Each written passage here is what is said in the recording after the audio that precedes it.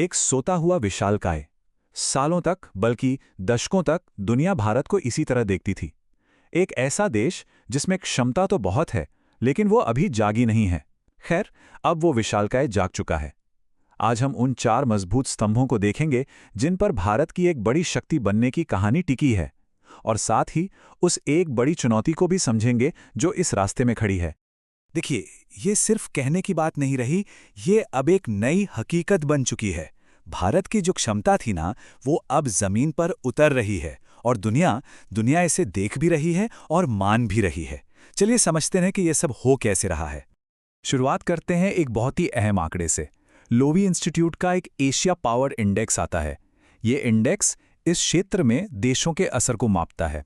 तो 2025 के लिए उसने भारत को तीसरी सबसे बड़ी शक्ति का दर्जा दिया है। ये वाकई में एक बहुत बड़ा मील का पत्थर है। तो इस पूरे सफर को समझने के लिए हम इन हिस्सों पर गौर करेंगे। पहले, भारत की नई हकीकत क्या है, फिर इसके वो चार मजबूत स्तंभ कौन से हैं, और सबसे आखिर में वो कौन सी चुनौती है जिसे इसे पार करना ही होगा। तो चलिए पहले हिस्से से शुरू करते हैं। और ये भविष्य की किसी संभावना के बारे में नहीं है, बल्कि आज की एक स्थापित सच्चाई के बारे में है। ये एक बहुत ही जरूरी बदलाव है। इसका मतलब यह है कि दुनिया अब भारत को सिर्फ एक उभरती हुई या संभावित शक्ति के तौर पर नहीं देख रही, अब उसे एक स्थापित बड़ी शक्ति माना जा रहा है। एक ऐसी शक्ति जिसकी ताकत जमीन पर साफ साफ दिख रही है। अब आते हैं पहले और सबसे जरूरी स्तंभ पर, जो इस पूरे उदय की बुनियाद है, और वो है भारत की अर्थव्यवस्था।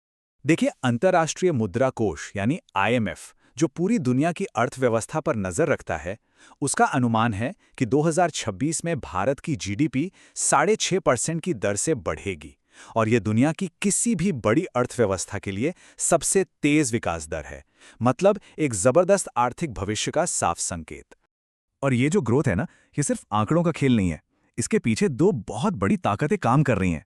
पहली, भारत की विशाल युवा आबादी, और दूसरी, आधार और UPI जैसी डिजिटल क्रांति, जिसने सच में देश में लेन देन का पूरा तरीका ही बदल कर रख दिया है। और तस्वीर इससे भी कहीं ज्यादा बड़ी है।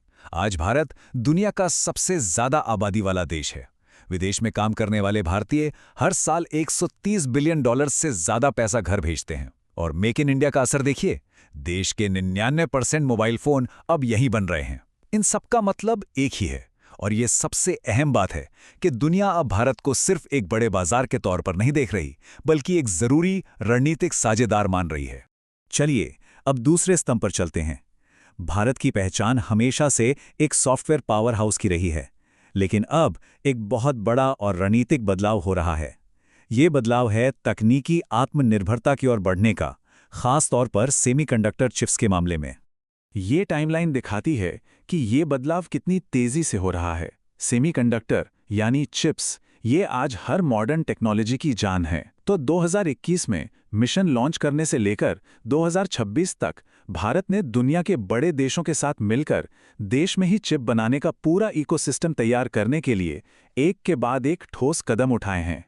और हाँ, ये कोई हवाई सपना नहीं है, ये एक बहुत ही सोची समझी प्रैक्टिकल रणनीति है। पहले चिप्स की पैकेजिंग और टेस्टिंग से शुरुआत होगी, फिर थोड़ी पुरानी लेकिन बहुत ज़रूरी चिप्स बनाना, और आखिर में सबसे एडवांस चिप बनाने की टेक्नोलॉजी में महारत हासिल करना। ये एक लंबी दौड़ की तैयारी है, एक एक कदम सोच समझकर। अब बात करते हैं तीसरे और बेहद अहम स्तंभ की, भारत की सैन्य शक्ति।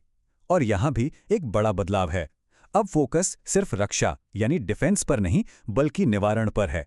मतलब ऐसी क्षमता बनाना कि कोई हमला करने की सोचे भी नहीं। आज भारत दुनिया में मिलिट्री पर खर्च करने वाला चौथा सबसे बड़ा देश है। इसकी नौसेना अब एक ब्लू वाटर नेवी बन चुकी है। इसका मतलब यह है कि अब यह सिर्फ अपने तटों की रक्षा नहीं करती, बल्कि दुनिया के किसी भी महासागर में अपनी ताकत दिखा सकती है। और आत्मनिर्भर भारत के तहत देश का लक्ष्य है कि 2047 तक अपनी नौसेना के लिए पूरी तरह से आत्मनिर्भर बन जाए। और ये सिर्फ हथियार खरीदने की बात नहीं है। 2025 में भारत की सैन्य क्षमताओं का मूल्यांकन इसलिए भी बढ़ा क्योंकि इसने हाल के संघर्षों में अपनी काबिलियत को साबित किया है। ये दिखाता है कि भारत की सैन्य ताकत अब सिर्फ कागज पर नहीं, बल्कि एक जमीनी हकीकत है। अब बात करते हैं चौथे स्तंभ की, भारत की कूटनीति। जो दुनिया के इन उलझे हुए समीकरणों के बीच अपना एक अनोखा रास्ता बना रही है। भारत की विदेश नीति का जो मूल मंत्र है वो है रणनीतिक स्वायत्तता। अगर आसान शब्दों में कहें तो इसका मतलब है किसी एक गुट या टीम से बंधकर नहीं रहना, बल्कि अपने देश के हितों को सबसे ऊपर रखकर आजादी से अपने फैसले लेना। और इसका सबसे बेहतरीन उदाहरण है भारत की दोहरी सदस्यता। एक तरफ ये अमेरिका, जापान और ऑस्ट्रेलिया के साथ क्वाड का हिस्सा है जिसका फोकस सुरक्षा पर है, तो वहीं दूसरी तरफ ये चीन और रूस के साथ ब्रिक्स का भी एक अहम सदस्य है जिसका फोकस आर्थिक मुद्दों पर है। इसी को बहुसंरेखण कहते हैं, अलग अलग दोस्तों के साथ अलग अलग मुद्दों पर मिलकर काम करना। और 2026 इस कूटनीति का एक ऐतिहासिक साल होने वाला है। भारत एक ही साल में दो बिल्कुल अलग सोच वाले समूहों क्वाड और ब्रिक्स दोनों के शिखर सम्मेलनों की मेजबानी करेगा। जरा सोचिए, ये भारत की उस अनोखी हैसियत को दिखाता है जहां वो दुनिया के दो विरोधी ध्रुवों के बीच एक पुल की तरह काम कर सकता है। तो हमने भारत के उदय के 4 मजबूत स्तंभ तो देख लिए, लेकिन अब आखिर में उस सबसे बड़ी चुनौती की बात करते हैं जो सुपर पावर बनने की राह में एक बाधा है। इस चुनौती को कहते हैं पावर गैप। इसे ऐसे समझिए कि आपके पास ताकत तो बहुत है, लेकिन दुनिया में आपके दोस्त और सहयोगी उतने मजबूत नहीं हैं। भारत के पास संसाधन है, आर्थिक और सैन्य ताकत है, लेकिन वैश्विक नेटवर्क में उसका असर अभी भी उसकी असली क्षमता से कम है। ये चार्ट इस अंतर को बिल्कुल साफ दिखाता है। देखिए, कुल ताकत में भारत की रैंक तीसरी है, भविष्य के संसाधनों के मामले में तो दूसरी है, लेकिन जब बात रक्षा नेटवर्क यानी सैन्य गठबंधनों और साझेदारियों की आती है तो इसकी रैंक गिरकर 11वीं हो जाती है।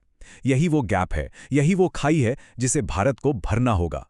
तो सबसे बड़ा सवाल यही है कि 2047 तक विकसित भारत बनने का सपना पूरा करने के लिए भारत अपनी कागजी ताकत को असली वैश्विक असर में कैसे बदलेगा। ये सवाल आने वाले दशकों में भारत की कूटनीति और रणनीति की सबसे बड़ी परीक्षा होगी।